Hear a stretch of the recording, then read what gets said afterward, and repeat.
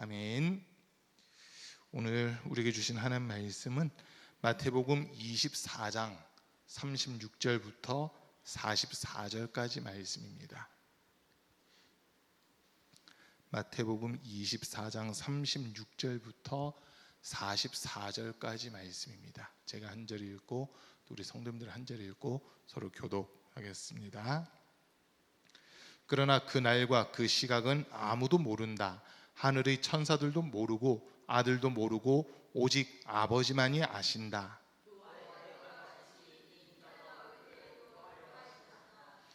홍수 이전 시대에 노아가 방주에 들어가는 날까지 사람들은 먹고 마시고 장가가고 시집가며 지냈다.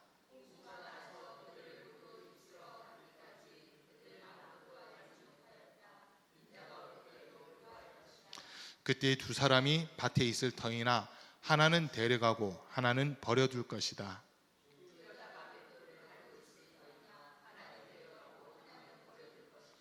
그러므로 깨어 있어라. 너희는 너희 주님께서 어느 날에 오실지를 알지 못하기 때문이다.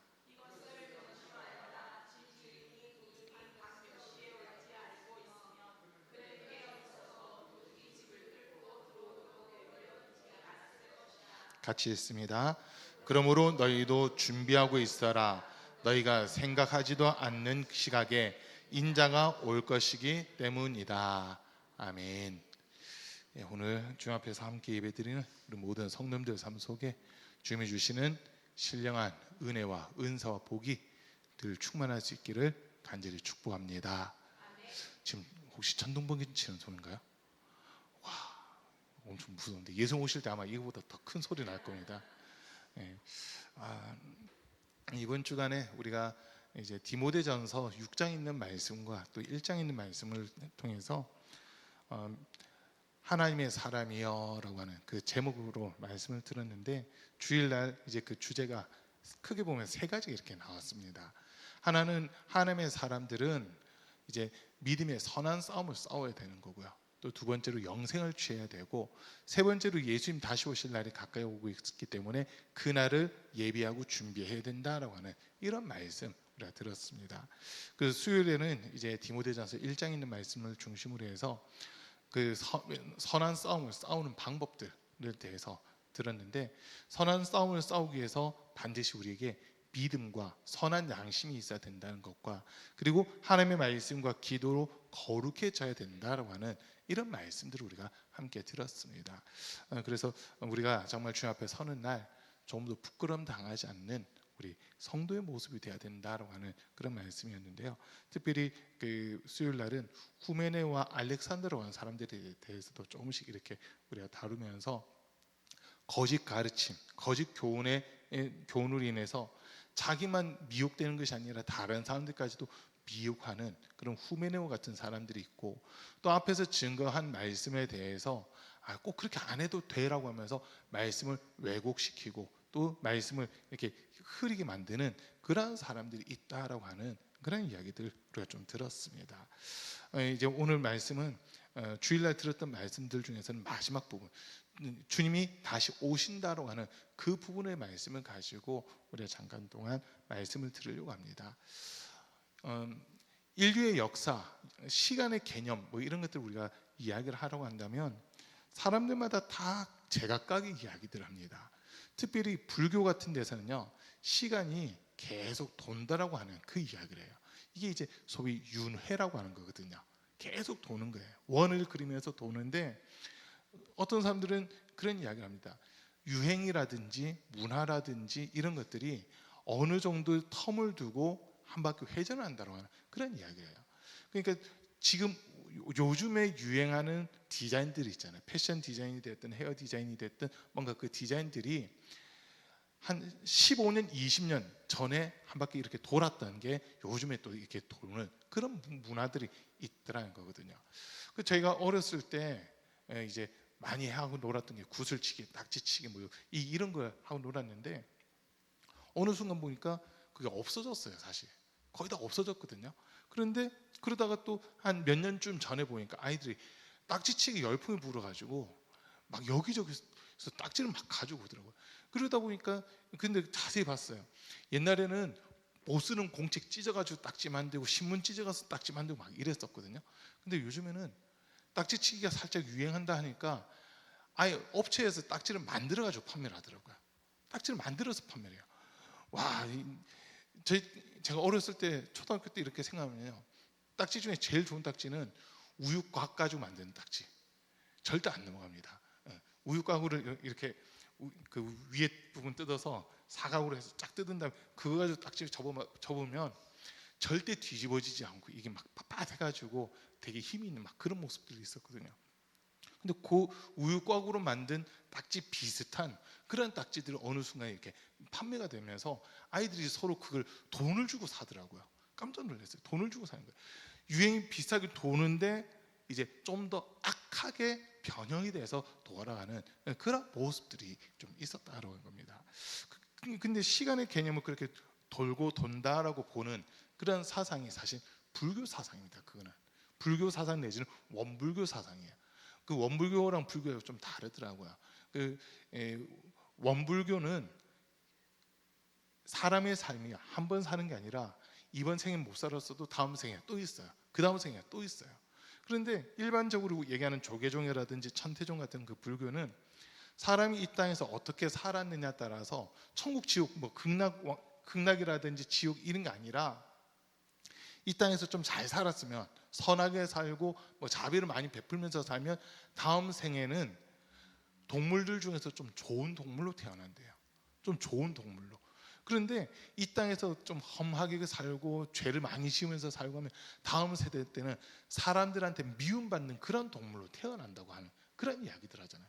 그 제일 비참한 게 다른 개구리한테 잡아먹기는 뭐 파리라든지 막내 떨어졌네.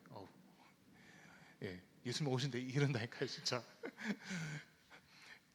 그 그런 식으로 막 다른 동물, 다른 종류로 사람이 환생을 한다는 그런 이야기들이에요. 그런데 원불교는요, 사람이 한번 죽고 나면 다음 세대 다시 사람으로 또 태어난다는 거예요. 원으로서 이게 다른 종으로 바뀌는 게 아니라 사람은 사람인데 이제 다른 사람으로 또 태어난다. 이런 식으로 가르치는 게 원불교거든요. 시간을 원으로 이렇게 보고 있습니다. 그런데 우리 기독교 시간의 개념은요, 원이 아니라 직선입니다. 정확하게 얘기하면 선분이에요. 선분. 직선과 선분의 차이가 좀 있잖아요. 직선은 끝없이 나가는 거고 선분은 시작점과 끝점이 있는 거거든요. 그래서 태초에 하나님이 천지를 창조하셨다. 역사의 시작이 있고요. 예수님이 이 땅에 다시 오시는으로써 인류 역사의 끝이 나는 그런 시간들이 있다는 겁니다. 그래서 시작점과 끝점이 명확하게 돼 있고, 그래서 우리가 요한계시록 읽어보면 예수님이 나는 시작과 끝이요 처음과 나중이요 알파와 오메가다라고 하는 이런 말씀을 하시거든요. 오늘 어떻게 넥타이를 매다 보니까 알파와 오메가 돼 있는 이 넥타이를 제가 메고 나와 버렸어요. 오메가가 이렇게 표시되어 있는 겁니다. 예, 예. 자, 근데 오늘 우리가 읽은 본문에서는 이제 마지막 때 일어날 일들을 사실 우리한테 소개를 하고 있습니다. 뭐 앞에 24장 전체가, 마태복음 24장 전체가 마지막 날에 일어날 일들을 소개를 하고 있는데, 근데 오늘 우리가 읽은 말씀 36절 말씀 다시 한번 더 보겠습니다. 36절 같이 읽습니다. 그러나 그 날과 그 시각은 아무도 모른다. 하늘의 천사들도 모르고 아들도 모르고 오직 아버지만이 아신다. 마지막 때는 하나님만 아신다는 겁니다. 이게 이제 이스라엘의 결혼 관습과 풍습과 직접적으로 연결되는 거거든요. 몇 번 설명드렸는데 부모님들끼리, 양가 부모님들끼리 우리 자녀 서로 결혼하게 합시다라고 하면, 요즘엔 상견례를 하면 어디서 결혼을 할 건지, 몇 월 며칠에 결혼을 할 건지 이런 것들을 다 정하잖아요. 그러면서 또 주례는 누가 할 건지, 대표기도는 누가 할 건지, 특송은 누가 할, 축가는 누가 할 건지 이런 것들을 서로 어느 정도 조율을 하게 되거든요. 근데 이스라엘에서는 결혼 풍습에 그런 게 없어요. 몇 시에 결혼한다 없어요. 몇 월 며칠에 결혼한다 없어요. 그리고 초대 손님은 누구다 이런 거 없어요. 그냥 신랑의 집이 다 준비가 되면 오는 신랑이 신부를 데리러 오는 그날이 결혼식 하는 날이에요. 그날이 언젠지는 아무도 알지 못한다는 거거든요. 자, 그런데 지금까지 이 땅에 있었던 많은 사이비 또는 이단들은 하나같이 시한부 종말론을 이야기합니다. 시한부 종말론들을 이야기해요. 성경에서 명확하게 우리한테 알려주고 있거든요. 그날 그 시는 아무도 알지 못하고 그 권한은 하나님만 아시는 건데, 하나님의 명령 한마디에 모든 천군과 천사들이 파송돼서 구원받은 사람들과 구원받지 못하는 사람을 나누게 되고, 구원받은 사람은 공중에서 주님을 영접하는 이런 일들이 일어난다는 거거든요. 그런데 그러니까 그 천군과 천사로 천군과 천사로 말할 수 있는 종들은 그냥 항상 그 주인의 입에서 이제 때가 됐다라고 하는 이 한마디가 나오기만 기다리고 있는 거예요. 항상. 그래서 이제 됐다, 때가 됐다 하면 그냥 바로 출동하게끔 준비를 하는 거거든요. 그런데 많은 이단들, 사이비들은 몇 년, 몇 월, 며칠, 몇 시, 몇 분에 예수님 어디로 재림한다, 이런 식으로 막 떠들어댑니다. 우리나라는 제일 컸던 게 1992년 10월 28일 밤 12시에 서울 청계산으로 예수님 재림한다고 했던 다미 선교회가 제일 컸던 것 같아요, 우리나라 내에서는. 그런데 우리나라 말고 그 다미 선교회가 지금 또 활동하고 있거든요. 또 활동하고 있어요. 2027년이라든가 2028년이래요. 날짜가 바뀌었대요. 무려 30년이나 지나가지고 바뀌었대요. 아무튼 지금 그 다미 선교회가 또 다른 이름으로 해가지고 뭐 이렇게 활동을 지금 하고 있다라는 그런 이야기가 들려요. 그런데 그게 여호와 증인들도 3번인가 해가지고 시한부 종말론을 이야기를 했거든요. 몇 년, 몇 월, 며칠이라고 하면서 제일 또 전 세계적으로 제일 시끄러웠던 때가 1999년 12월 31일부터 12월 31일에서 2000년 1월 1일로 넘어가는 그때가 종말의 때다라고 하면서 소위 Y2K 그 바이러스가 컴퓨터들을 다 마비시킬 거다, 이런 이야기들도 나왔었잖아요. 그러다 보니까 부랴부랴 사람들 주민등록번호를 바꾸기 시작한 거예요. 1800년대 태어나신 분들은 뒷자리가 남자는 9, 여자는 0이에요. 1800년대 태어나신 분들은. 1900년대 태어난 사람들은 남자는 1, 여자는 2. 2000년대에 태어난 사람들은 남자는 3, 여자는 4. 이제 2100년도에 태어난 사람들은 남자는 5, 여자는 6, 뭐 이렇게 간대요. 그렇게 가는 걸로 이제 컴퓨터가 조정을 해놔서 이제 뭐 오류는 없게끔 해놨다라고는 하는데, 오류는 없게끔 해놨다고 하는데, 그렇다고 예수님 재림이 없어지는 게 아니라, 그럼에도 불구하고 예수님 재림은 지금도 계속 준비가 되고 있다는 겁니다. 준비되고 있어요. 자, 그리고 이제 오늘 본문 중요한 얘기가 37절부터 37절, 39절 이 2절 말씀이 어떻게 보면 제일 중요하다고 볼 수 있는데요. 한번 같이 읽어봅니다. 시작. 노아의 때와 같이 이 인자가 올 때에도 그러할 것이다. 홍수 이전 시대에 노아가 방주에 들어가는 날까지 사람들은 먹고 마시고 장가가고 시집가며 지냈다. 종말의 때가 됐다고 해서 어떤 분들은 그런 얘기해요. 예수 믿으면 천국 간다고 하니까 예수님 언제 오실지, 아니면 내가 언제 죽을지 그것만 알면은 내 마음대로 살아도 되지 않느냐라고 하는 그런 이야기를 하는 사람들이 있어요. 내가 살고 싶은 대로 마음대로 살다가 이제 예수님 오신다 광고 뜨면은 주님 저 예수 믿을게요 회개하면 그 사람은 살 수 있지 않냐라고 하는 그런 이야기를 하는 사람들이 있거든요. 그 날과 그 때를 우리에게 미리 알려주시면 우리도 참 좋을 것 같은데, 성경에서는 그날과 그때는 아무도 모른다라고 분명 이야기하잖아요. 근데 그러다 보니까 이 노아 시대 때 대홍수가 나는데 어떻게 홍수가 났는지 여러분 다 아시잖아요. 노아가 500세 되던 해, 500세 되고 나서 하나님이 노아에게 500세 되고 나서 노아가 셈과 함과 야벳 세 사람의 아들을 낳습니다. 그리고 나서 하나님 말씀이 노아에게 임하기를 방주를 만들라라고 하는 이 말씀을 하시거든요. 잣나무를 이용해서, 개역 개정판에서는 고페르 나무를 이용해서 방주를 만드는데 규빗으로 해서 그 길이가 300규빗, 너비가 50규빗, 높이가 30규빗 되게끔 방주를 만들라는 거예요. 그 방주를 만든 기간이 뭐 얼마나 됐을지는 정확하게 우리가 모르지만 이렇게 대충 계산을 해보면 한 70년에서 100년 그 사이 될 거예요. 70년에서 100년. 그러니까 이제 셈함 야벳이 태어나고 이 아이들이 어느 정도 성장했을 때부터 만약 방주를 만들었다고 하면 한 70년 정도 걸릴 거고요.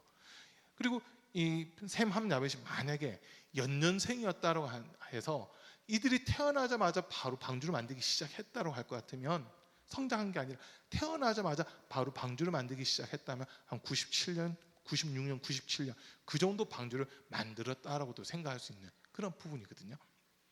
제가 왜 100년 꽉 안 채우냐면 500살이 지난 후에 셈함 야벳을 낳았댔어요. 그리고 나서 방주에 대한 이야기가 나오거든요. 이게 창세기 6장에서 보면 그렇게 기록되어 있는데, 거기에 근거해서 이야기를 하다 보니까 100년은 좀 안 될 거고, 그런데 아무리 적게 잡아도 한 70년 내지 80년은 되지 않았을까, 이렇게 추측합니다. 근데 어떤 분들은 노아가 방주를 만든 기간을 120년을 보는 분들도 있어요. 많이들 120년이라고, 아마 여기 계신 우리 성도님들도 120년이라는 소리는 들어보셨을 것 같아요. 그렇지 않나요? 근데 제가 성경을 아무리 읽어도 120년에 대한 내용은 없고요. 120년이란 말은 딱 한 번 나오긴 나와요. 노아의 시대 때 하나님이 사람의 수명이 120년이 될 것이다, 그 말씀이 나오다 보니까 그 말씀 때문인지 몰라도 120년으로 이렇게 이야기하는 분들도 많이 있거든요. 근데 제가 볼 때는 80년 정도 되는 걸로 보입니다. 자, 방주라고 하는 것을 처음 만드는데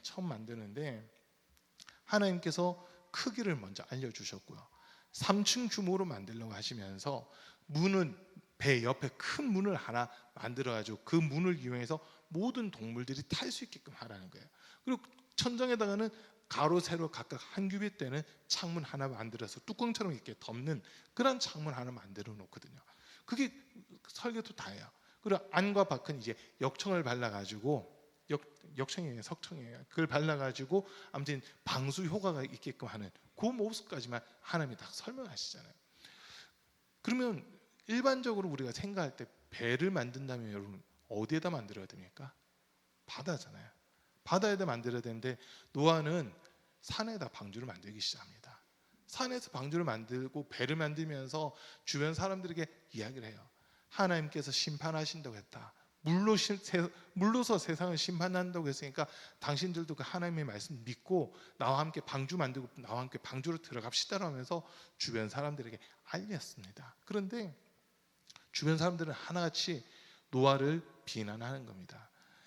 비라고 하는 것이 땅에 내린 적이 없는데, 이때까지 비가 한 방울도 내려본 적이 없어요. 그런데 하늘에서 큰 비가 쏟아진다고 그러지, 막 홍수가 난다고 하지, 이러니까 사람들이 노아를 향해서 비웃는 겁니다. 지금까지 없었던 일인데 어떻게 그런 일이 있을 수 있냐라고 하면서 노아를 비웃어요. 노아의 말을 아무도 듣지 않습니다. 그러다 보니까 오늘 본문처럼 노아들의 시대 때 사람들이 방주에 들어가지 않고 그냥 평상시에 생활을 하는 거예요. 어떤 사람은 시집가고, 어떤 사람은 장가가고, 어떤 사람은 논밭에 나가서 일하고 있고, 이러면서 자기들이 그냥 먹고 마시고 하면서 자기들의 삶을 그냥 그대로 살아가는 중에 심판이 일어나는 거거든요. 방주에 노아와 그의 가족들이 타고 하나님이 보내신 모든 동물들이 암수 한 쌍씩해서 방주에 올라탔을 때 방주 문을 하나님이 닫아버리시잖아요. 하나님께서 방주 문을 닫아버리시고 일주일이 있다가 그때부터 비가 내리기 시작하거든요. 일주일 후부터 비가 내리고 있는데 40일 동안 비가 쏟아지는 겁니다. 그 비가 어디서부터 내렸느냐 했을 때 하나님이 천지 창조하실 때 둘째 날 궁창 위의 물과 궁창 아래 물을 나누셨잖아요. 궁창 위에 있던 물들이 다 쏟아진 겁니다. 다 쏟아지는 거예요. 40일 동안. 그리고 궁창 아래에서는 샘의 깊은 곳들이 터져 나오면서 지하수가 다 터지는 거예요. 샘의 깊은 곳들이 터지면서 물이 불어나기 시작하는데, 홍수가 그친 이후부터 물이 기하급수적으로 불어나는데 150일 동안 물이 불어나는 겁니다. 그리고 그 이후에 150일 동안 물이 빠지면서 방주에서 노아가 비둘기를 3번에 걸쳐서 내보내잖아요. 일주일 단위로. 처음 내보냈을 때는 그 비둘기가 앉을 곳을 찾지 못하고 그냥 돌아와요. 두 번째 내보냈을 때는 이제 올리브 나무를 물고 돌아오고요. 세 번째 보냈을 때는 돌아오지 않거든요. 그제서야 땅이 다 마른 줄 알고 있게 되잖아요. 그리고 나서 일주일 있다가 방주 문이 열리고 노아와 그 가족들이 나오는 이런 모습인데, 이때 살아남은 사람은 방주에 탔던 노아의 가족 8사람이 다 합니다. 8사람이 다 해요. 그래서 한자에서 보면 배 선자, 거북 선할 때 그 선자를 이렇게 보시면 왼쪽에는요 배주자로 하는 글씨가 되어 있습니다. 배주자가 있고요. 오른쪽에는 위에는 8팔자고 밑에는 입구자가 되어 있어요. 8명의 사람이 배에 올라탔다. 이런 의미가 선자거든요. 그래서 노아의 그 가족들 8명 빼고는 구원받은 사람이 한 사람도 남지 않은 이런 일들이 일어납니다. 예수님 다시 오실 때도 지금 비슷하다는 거예요. 소위 방주 안에 들어와 있는 사람들은 구원을 받을 수 있지만, 방주 안에 들어오지 않고 그냥 자기의 삶을 그대로 살아가던 사람들은 구원에 이를 수 없는, 죄악 가운데 거하던 사람들은 아무도 구원받지 못하는 이런 모습들이 나타난다고 하는 겁니다. 그러면 주님 다시 오실 그때 우리의 모습이 어때야 되느냐, 사실 이걸 오늘 좀 나누려고 하는 거거든요. 오늘 말씀 중에 40절과 41절 두 절도 잠깐 볼게요. 그때 두 사람이 밭에 있을 터이나 하나는 데려가고 하나는 버려둘 것이다. 두 여자가 맷돌을 갈고 있을 터이나 하나는 데려가고 하나는 버려둘 것이다. 이 말이 참 무서운 말씀인데요. 이 말씀이 참 무서운 말씀인데, 우리가 예수님 다시 오신다고 했기 때문에 우리의 생업을 다 포기하고 막 산에 올라가서 기도만 하라, 그게 아니라는 거예요. 그게 아니라 지금 말씀 보면 두 사람이 밭에서 같이 밭을 갈고 있는 그 상황 속에서 하나님이 한 사람은 데려가고 한 사람은 남겨두셔요. 또 두 사람이 함께 맷돌을 갈고 있는데 그 자리에서 한 사람은 주님이 한 사람은 데려가시고 한 사람은 남겨둔다고 하는 지금 이런 말씀이잖아요. 그러면 이게 지금 뭐냐 했을 때, 우리가 일상생활 속에서 하나님은 우리를 그냥 데리고 가신다는 거거든요.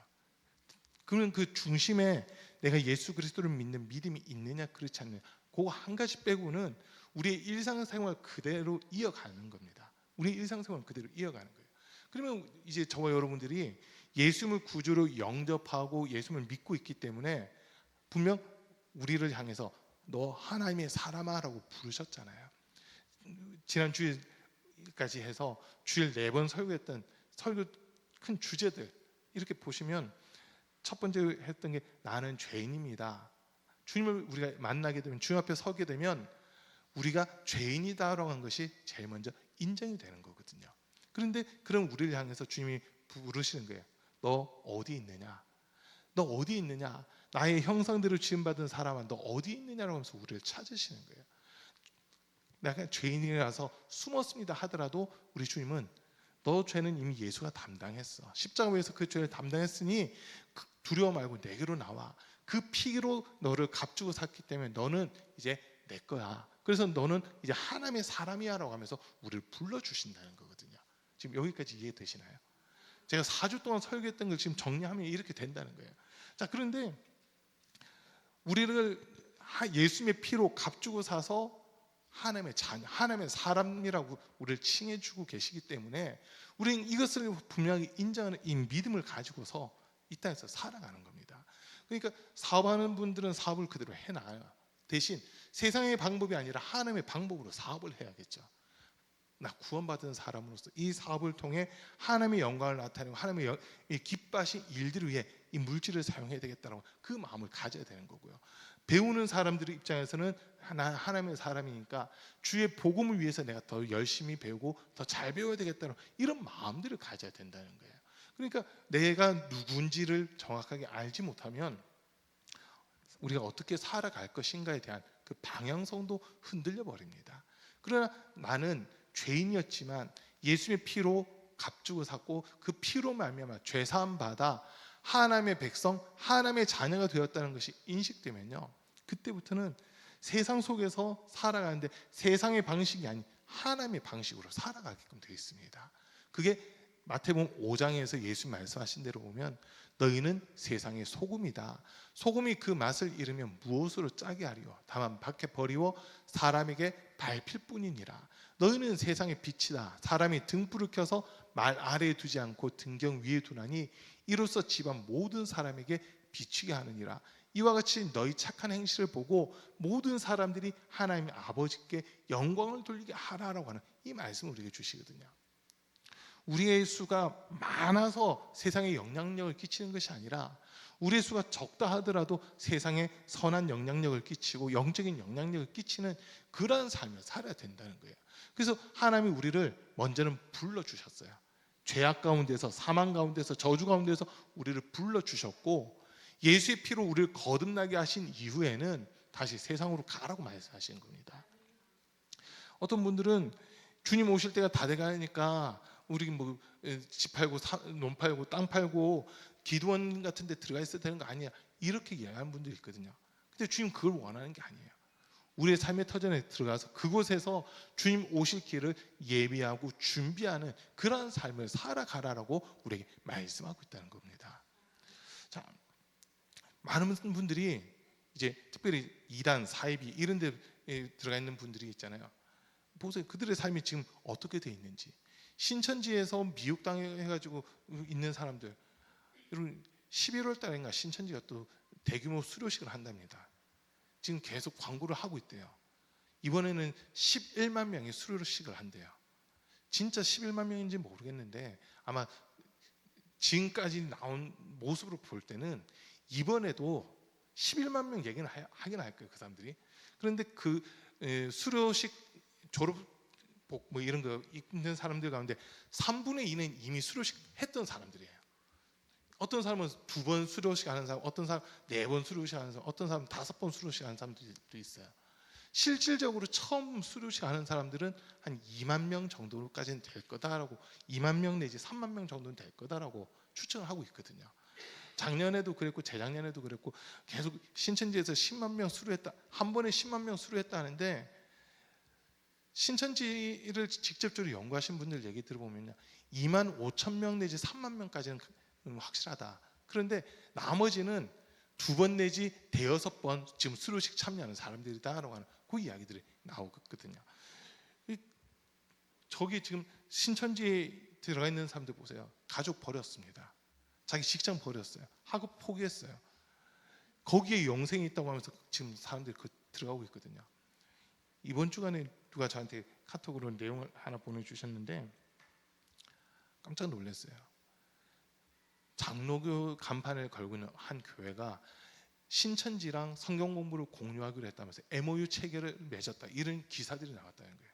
근데 내용을 쭉 읽다가 깨달아진 게 뭐냐면, 겉으로 볼 때는 그냥 장로교 간판을 걸고, 감리교 간판은 함부로 못 겁니다. 감리교는 교단이 하나밖에 없어서 연회 주소를 한 번만 딱 뒤집으면 바로 그런지 아닌지 바로 나오잖아요. 그러다 보니까 대한예수교 장로회라는 이름으로 사실 간판을 많이 걸어요. 교단이 200개가 넘는데요. 대한예수교 장로회라는 이름으로만 교단이 200개가 넘는답니다. 그러다 보니까 5명만 모이면 교단 하나 만들 수 있대요. 대한예수교 장로회라는 이름으로는 목사 5명인가 해가지고 5명만 모이면 이 교단이 하나가 만들어질 수 있다는 거예요.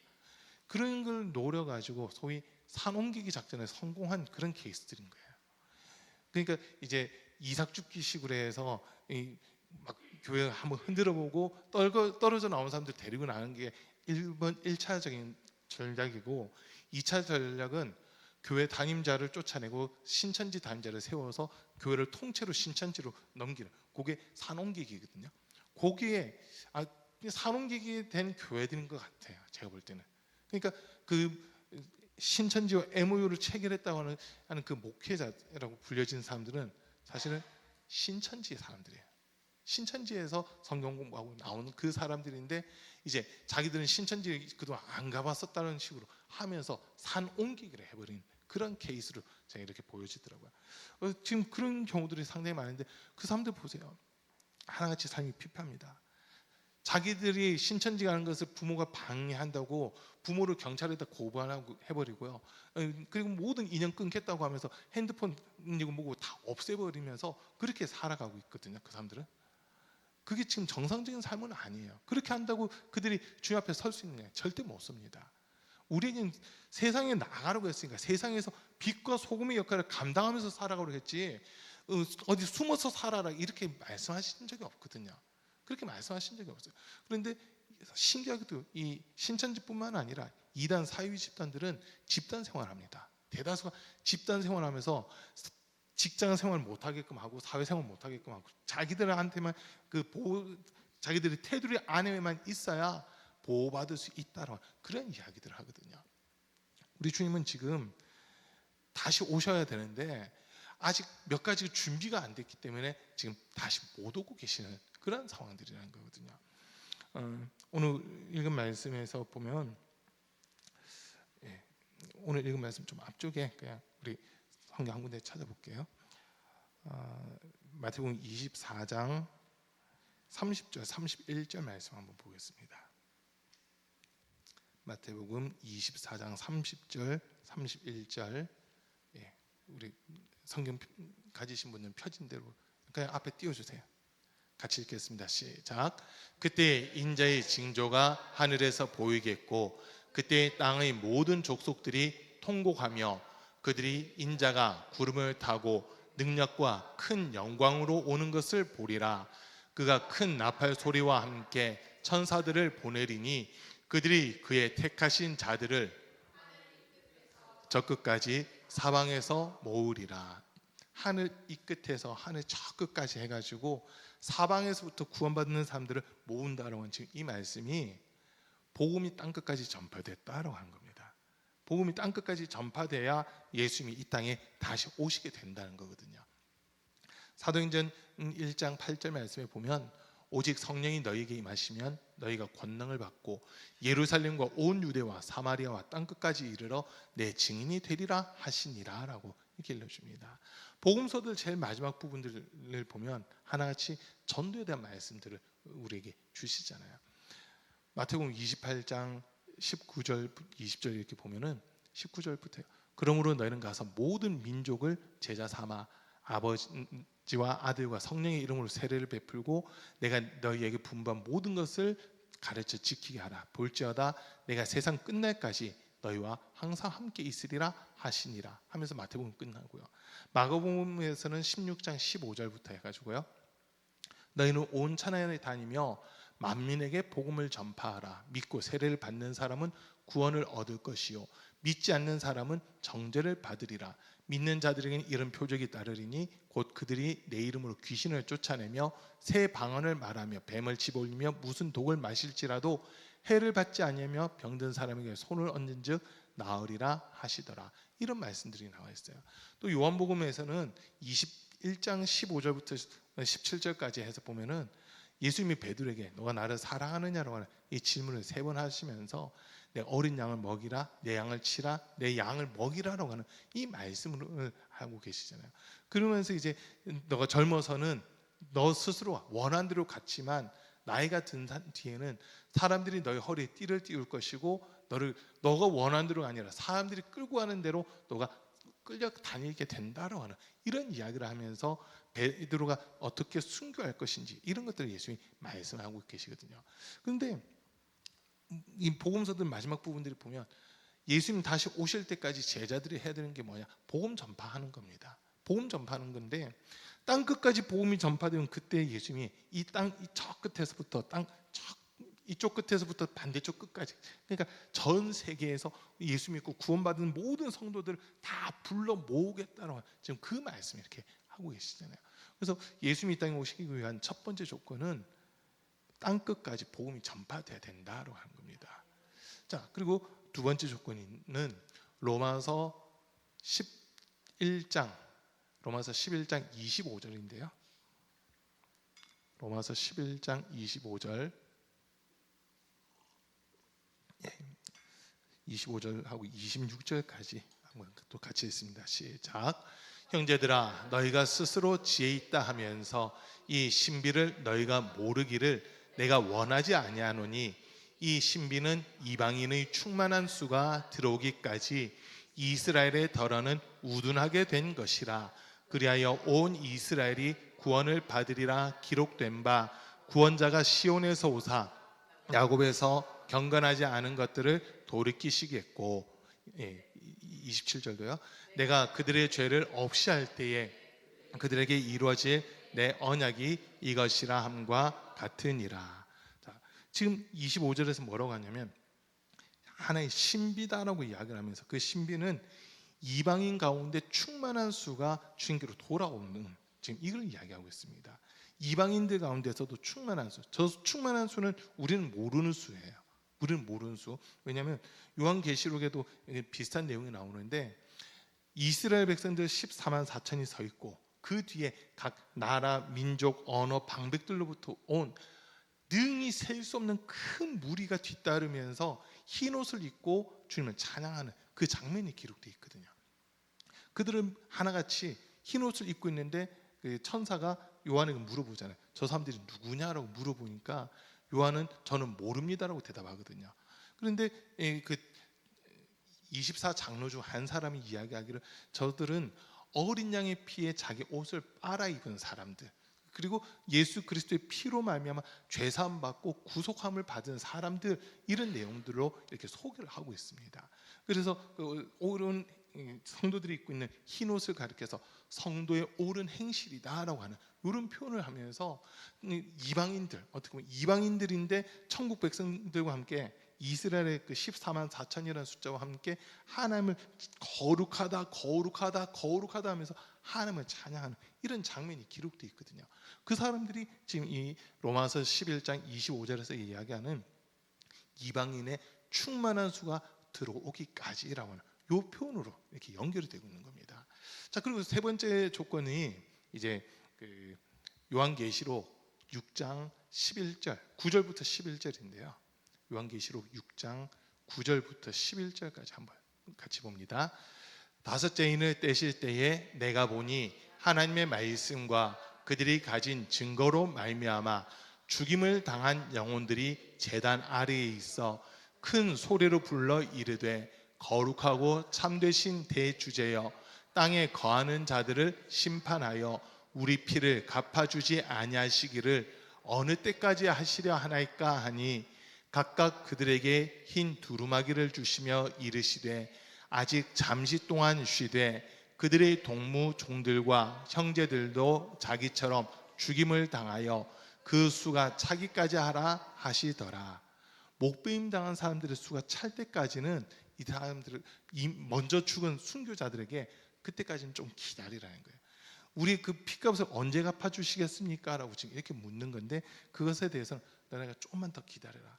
너희처럼 목배임 당한 자들, 순교 당한 자들의 수가 차야 된다라고 하는 지금 이런 말씀을 하는 거잖아요. 그러니까 결국에는 복음 때문에 고통당하고 그리고 핍박받고 목배임 당해서 순교 당하는 사람들의 일정한 수가 차야 된다는 거예요. 그 숫자를 지금 어디서 채우고 있냐면 죄송해요. 우리나라 사람들이 지금 그 숫자를 채우는 게 아니고 이슬람 국가 사람들 그리고 공산주의 국가 사람들 중에서 믿음을 지키려고 몸부림치는 사람들이 있거든요. 이 사람들 중에서도 지금 복음을 받아들이고 회개하고 주님 앞으로 나오려고 하는 사람들이 있어요. 민족에게서 끊어지는 그런 아픔도 있고요. 내가 예수 믿는다는 것 때문에 온 가족들이 감옥에 끌려가는 이런 일들도 막 일어나고 있거든요. 그런데 그들이 이 순교자들의 수를 지금 채워가고 있다는 거예요. 이 순교자들의 수를 채워가고 있어요.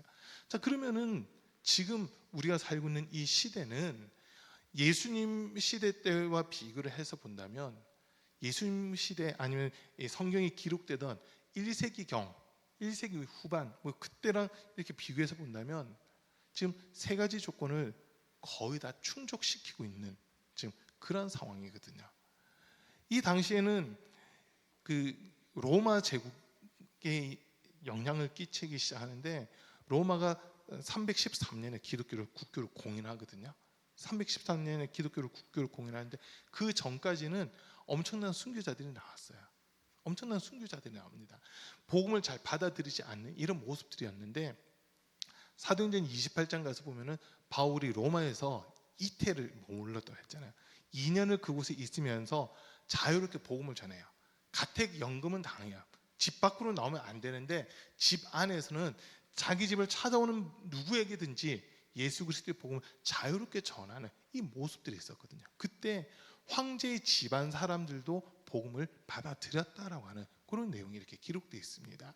그러다 보니까 상당히 많은 사람들에게 예수 그리스도의 복음이 전파되는데 결국 그 일로 인해서 바울이 순교당하는 그 일들이 있었잖아요. 근데 그 순교자들의 숫자라든지 아니면 이방인 가운데 충만한 수라고 하는 이것을 놓고 봤을 때 313년까지는 순교자가 정말 많이 나왔어요. 엄청나게 많이 나왔습니다. 그런데 기독교가 국교로 공인되고 나서부터는 핍박이 없어지는 거예요. 순교자 수를 채울 수가 없는 그러한 상황들이 이어지다가 1517년 마틴 루터를 시작으로 종교 개혁이라고 하는 것이 여기저기서 막 일어나거든요. 그때 종교 개혁자들이 또 순교당한 사람들이 상당히 많이 늘어나는 그런 모습들이 있었어요.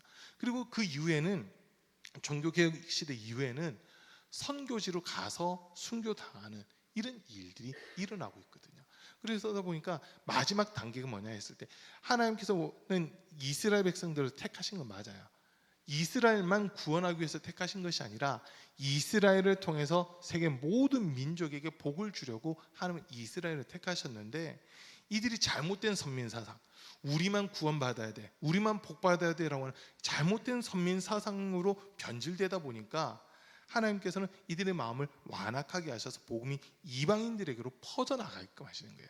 그러니까 우리가 사도행전에서 보면 사도행전 8장 쪽에서 이렇게 보면은 스데반이 순교하고 나서 스데반이 순교하면서부터 이제 교회가 박해를 받기 시작하다 보니까 모여 있었던 성도들이 여기저기 흩어지기 시작하거든요. 흩어지면서 1장 8절 말씀대로 온 유대와 사마리아와 땅끝까지 이르러 점점 복음이 전파되어 가는 그런 모습들이 나타나기 시작한 겁니다.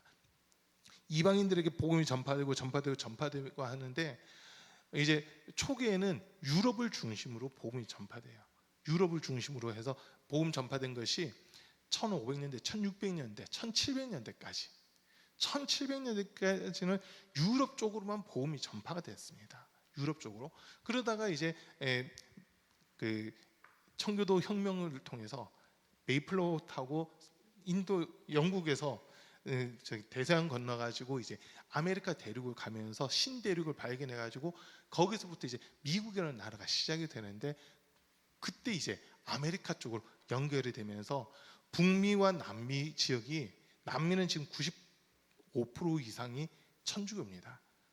천주교인데 어쨌든 복음이라고 하는 부분에서 보면은 그들에게도 복음이 전파됐다 이렇게 볼 수 있거든요. 천주교 자체는 구원과는 좀 멀 수 있지만은 어쨌든 예수님의 복음이 전파됐다고 하는 이 차원에서 먼저 보는 겁니다. 북미뿐만 아니라 남미에도 거의 복음이 전파는 된 거예요. 복음이 전파돼요. 그리고 나서 이 미국을 통해 아시아 쪽으로 복음이 전파되기 시작했고 지금은 아시아에서 아프리카 특히 서남 아프리카 쪽으로 이제 복음이 엄청나게 들어가고 있는 그런 모습들을 볼 수 있거든요. 그러면 지금 5대양 6대주라고 했을 때 복음이 안 들어간 나라가 거의 없다라고 하는 게 거의 이렇게 확실시되고 있어요. 아직도 복음이 들어가지 못한 나라들은 있습니다. 엄청난 공산주의 국가들은 아직까지도 복음이 못 들어가고 있거든요. 북한, 중국, 러시아 이런 데는 교회 못 세웁니다. 그리고 이제 그 다음에 이슬람 국가들 교회라고 하는 말을 못 해요. 교회, 목사, 선교사 이런 말을 못 합니다. 예배란 말도 못 해요. 그래서 이 소위 그 선교지 이제 아주 위험한 선교지에 가 있는 분들은 이렇게 편지 글을 보면은 내용은 보면 교회 내용이 다 맞는데 직접적으로 교회, 목사, 선교사, 예배 이런 단어는 사용을 못 하더라고요. 그러다 보니까 그 단어들은 그 자음으로만 이렇게 기록을 해요. 목사 하면 미음, 시옷, 그다음에 님 이렇게 하더라고요. 선교사 하면 시옷, 기역, 시옷, 님 이렇게 하고요. 예배라고 했을 때 이응, 비읍, 교회라고 했을 땐 기역, 희응 그렇게 표시하면서 딱 봤을 때 아, 이걸 나타내는 거구나 이렇게 알 수는 있게끔 하더라고요. 이제 조남중 선교사님하고 제가 자주 이렇게 연락을 주고받고 하는데 조남중 선교사님이 저한테 이렇게 카톡을 보내실 때도 본인의 이름하고 사모님 이름 그대로 쓰시거든요. 근데 뒤에 선교사 이걸 쓰지 못하다 보니까 시옷, 기역, 시옷 이렇게 딱 해서 뒤에는 시옷, 기역, 시옷, 올림 이렇게 해가지고 보내시더라고요.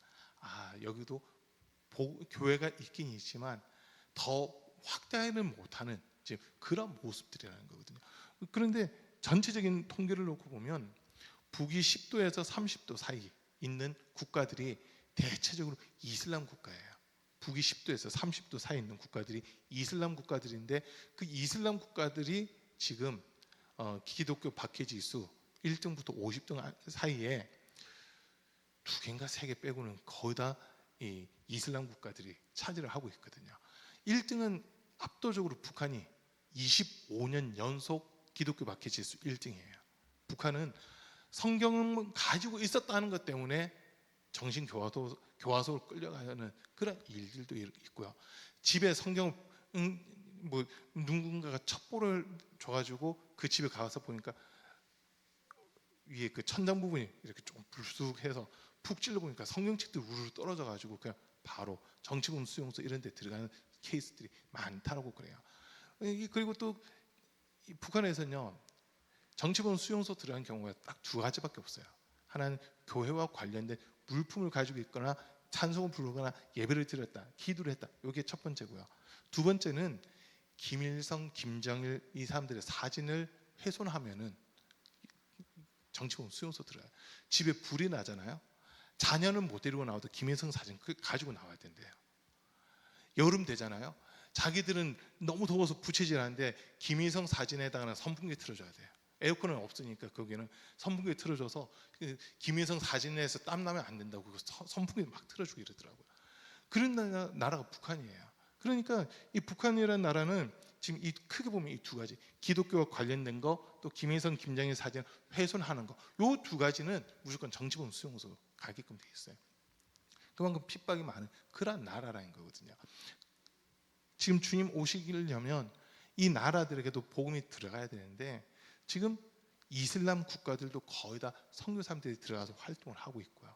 공산주의 국가들도 지금 북한은 완전 폐쇄가 됐지만은 북한을 제외한 나머지 공산주의 국가들 그래도 선교사람들이 들어가서 소위 지하교회, 공식적인 교회 말고 숨어서 이렇게 예배드리는 지하교회가 어마어마하게 지금 움직이고 있거든요. 중국의 지하교인들 숫자만 4천만 명이 넘는답니다. 중국의 지하교인들 숫자만 4천만 명이 넘어요. 뭐 어떤 분들 1억 명까지도 얘기를 하는데 중국 공식적인 통계는 17억 인구지만 비공식적으로 했을 때 중국 인구는 약 25억에서 30억까지 될 거라고 하는 그런 추측들이 나오거든요. 30억까지는 모르겠어요. 25억 얘기는 제가 들었어요. 25억까지 된다는 소리 들었는데 그들 가운데서 한 4천만 명 정도는 진짜 예배드리고 싶고 신앙생활하고 싶어가지고 동굴 파고 들어가가지고 그 안에서 자기들끼리 예배드리고 막 울면서 기도하는데 깜짝 놀란 거는요, 그 중국 지하교회 성도들이 제일 많이 하는 기도 제목이 뭐냐면 한국 교회를 위해서 기도한다는 거예요.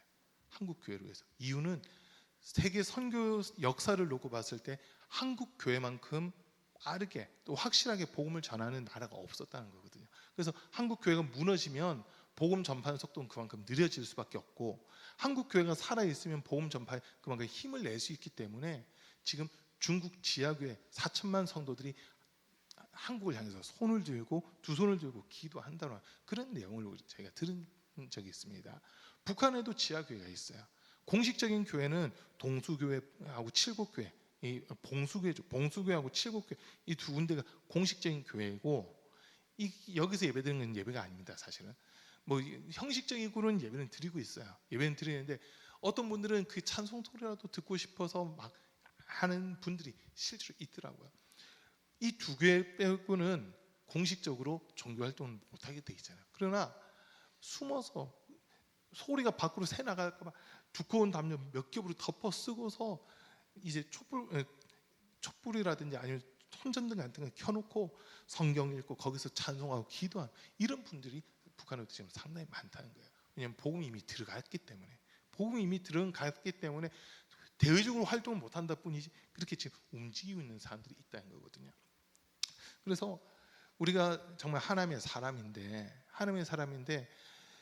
주님 다시 오신다고 해서 우리의 생업을 포기하고 막 기도하라 이게 아니라 우리 생업 가운데에서 계속 주님 오심을 때를 준비하고 기다리는 그 모습들이 있어야 된다고 한 겁니다. 하나님의 사람답게 우리가 살아가는 거죠.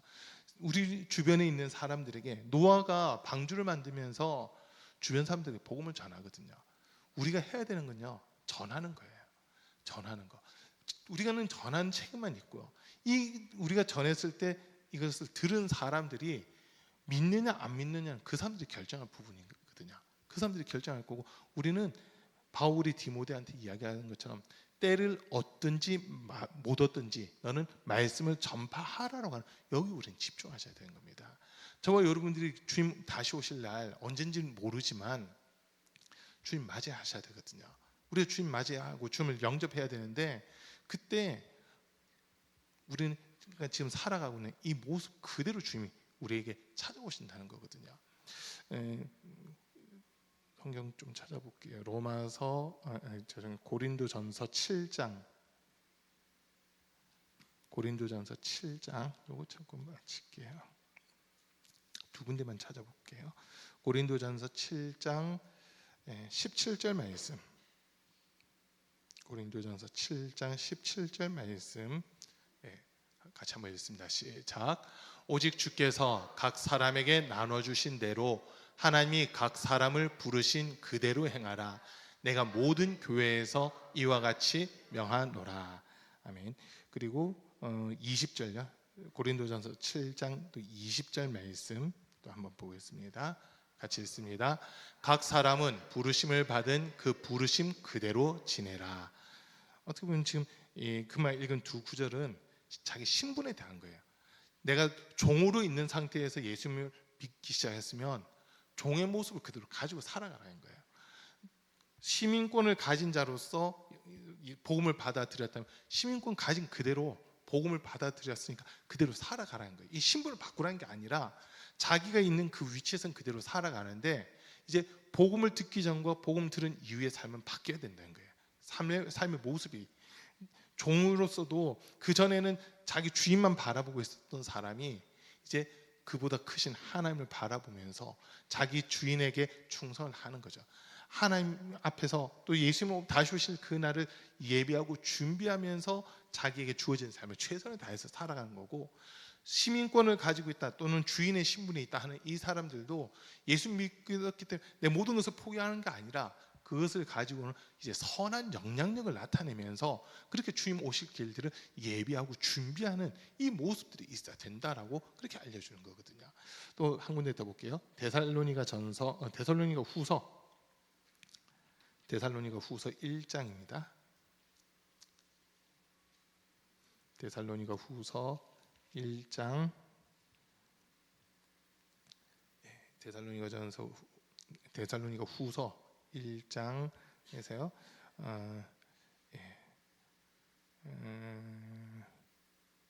5절 말씀 한번 보겠습니다.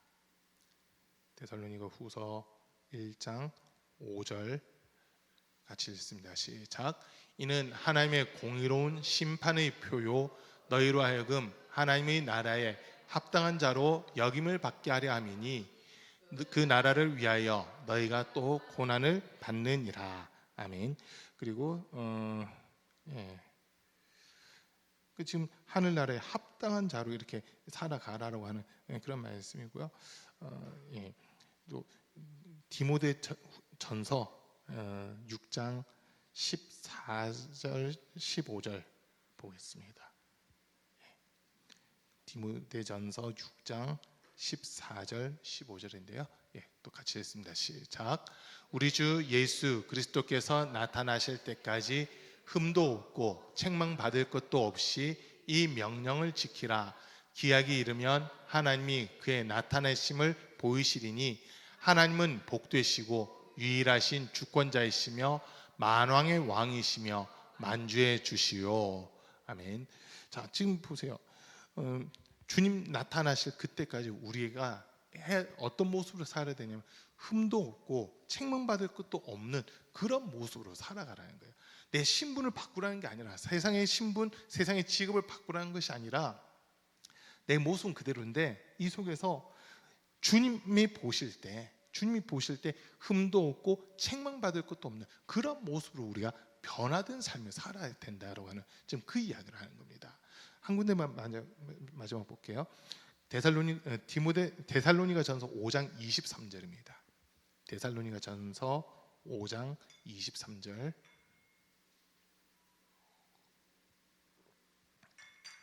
같이 읽습니다. 평강의 하나님이 친히 너희를 온전히 거룩하게 하시고 또 너희의 온 영과 혼과 몸이 우리 주 예수 그리스도께서 강림하실 때에 흠 없게 보존되기를 원하노라. 아멘.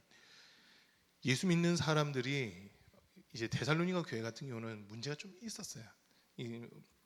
예수님 다시 오신다고 하니까 자기들의 생업을 다 포기하고 그냥 다 산에 올라가서 예수님 맞이한다고 막 기도만 하는 거예요.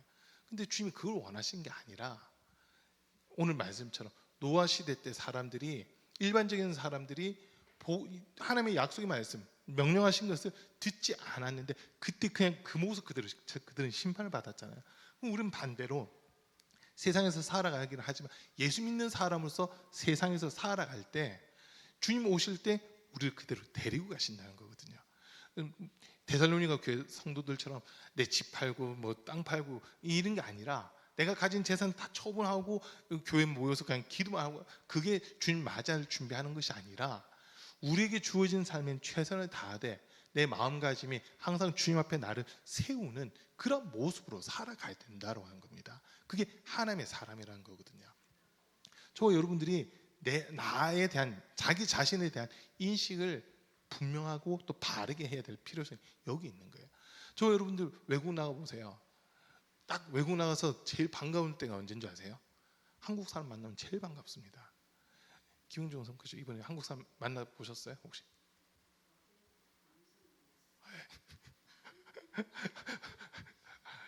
같이 가신 건 아니죠. 같이 간 건 아닌데 아는 사람 만나서 더 반갑게 했는데, 저 그 전에 한번 말씀드렸잖아요. 성지순례 갔는데 이제 튀르키예에서 국내선을 2번을 탔거든요. 이제 저기 어디죠? 튀르키예의 그 처음 우리 공항 갔던데 어디예요?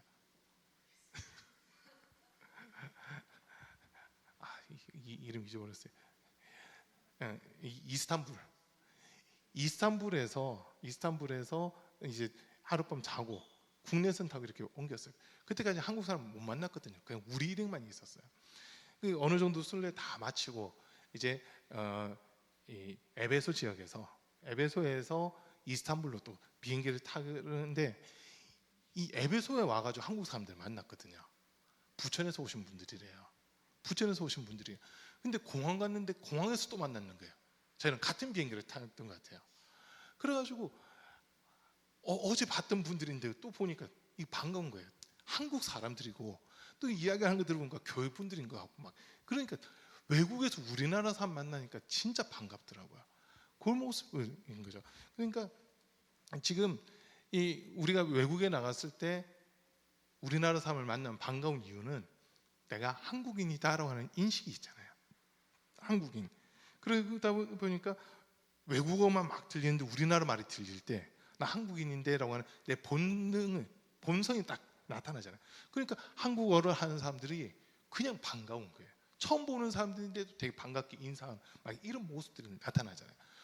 비슷한 거예요. 우리가 세상 속에서 살아가고는 있지만, 이 세상에서 살아가고 있지만 저와 여러분들은요 좀 이런 인식 가지셨으면 좋겠어요. 하나님이 우리를 세상에 보낸 대사관이다. 대사관 별로 많이 안 드시나요? 대사다. 하나님이 나를 이곳에 보내셨다. 내 사업장에 보내셨고, 내 직장에 보내셨고, 내 학교에 보내셨고, 내 가정에 나를 보내셨다라고 하는 그 인식을 우리가 좀 가지셨으면 좋겠습니다. 나는 하나님의 사람이라는 인식을 내가 가지고 살아가다 보면 진짜 하나님의 사람들을 또 만났을 때 그 만남에 기쁨이 있고 즐거움이 있는 그 모습들이거든요. 근데 그 사람들이 자기에게 주어진 역할들을 충실히 감당해 나갈 때 주님 오실 그 길들을 바르게 예비하고 준비할 수 있는 이런 모습들이 되는 거거든요.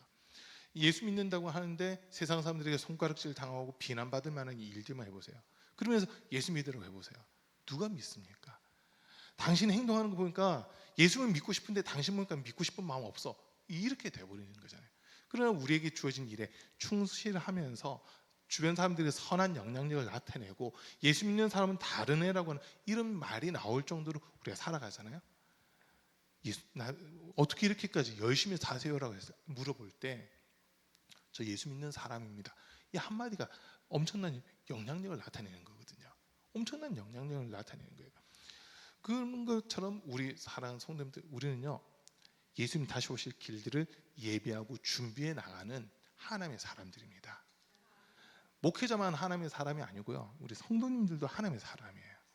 우리 한 사람 한 사람이 우리가 있는 그 위치에서 내게 맡겨주신 사명들, 사역들, 아니면 직분들, 어떤 직업, 그거를 내가 충실히 감당해 나갈 때 세상의 빛과 소금의 역할을 감당하면서 정말 주님 앞에 바르게 설 수 있는 그런 모습이 된다는 거거든요. 우리가 뭐 직장 생활을 하다 보면 나 혼자 일하는 게 아니라 동료들도 있고 이러잖아요. 주님 오실 때 그 동료들이 있는 사이에서 주님이 나를 데리고 가시는 겁니다. 나를 데리고 가시는 거예요. 그때 남아 있으면 큰일 나는 거거든요. 그때 남아 있으면 안 되고 주님이 오라 하시면 네 하고 그냥 바로 가야 되는 거예요. 그게 우리의 삶인데, 우리는 그래서 우리 스스로의 정체성, 나는 예수 피로 값주고 산 하나님의 사람이다, 하나님이 나를 이곳에 보내주셨다라고 이런 분명한 인식을 가지고 날마다 주님과 함께하는 복된 삶을 살아가는 우리 성도님들 될 수 있기를 간절히 축복합니다. 우리 찬양 주님 다시 오실 때까지 한번 부르고 기도하겠습니다.